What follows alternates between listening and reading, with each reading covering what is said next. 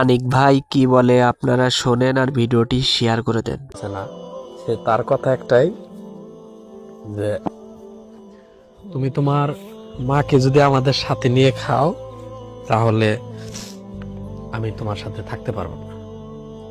যেই মায়ের জন্য আমি এত ঘর বাড়ি, যে মায়ের জন্য এত কষ্ট করলাম, এই যে সুন্দর ঘর বাড়ি বানাইলাম, আজকে সেই মায়ের ছাড়া আমি কিভাবে আলাদা খাবো?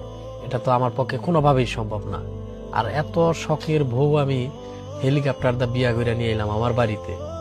আসলে কথা হয়েছে কি,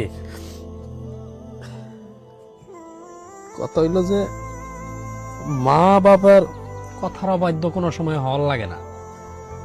আমার মা আমার দেখে বিয়া করাবার নিকা চাইছাল। আমি বলছিলাম যে দেখো আম্মা, আমার পছন্দে আমি বিয়া করবো, আমি তোমাদের পছন্দের সবকিছু করতে রাজি আছি। কিন্তু আমার মায়ে বাপে একটা কথাই বলছিল, দেখো বাবা, প্রেম করে বিয়া করলে কিন্তু বউ টিকে না।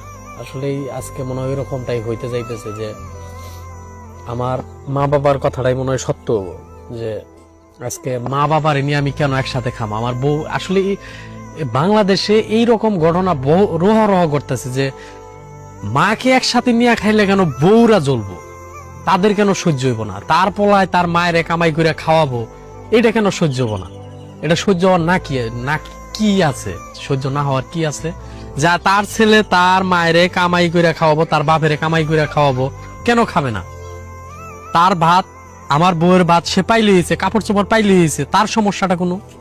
আমার ইনকাম করার অর্থ যদি আমার মায়ের বাপে না খাইতে পারে, তাহলে আমার এই ইনকামের কোনো অর্থ আছে?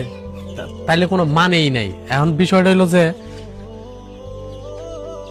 আমার বউ থাকুক বা না থাকুক তাতে আমার কোনো যায় আসে না, কিন্তু আমার মা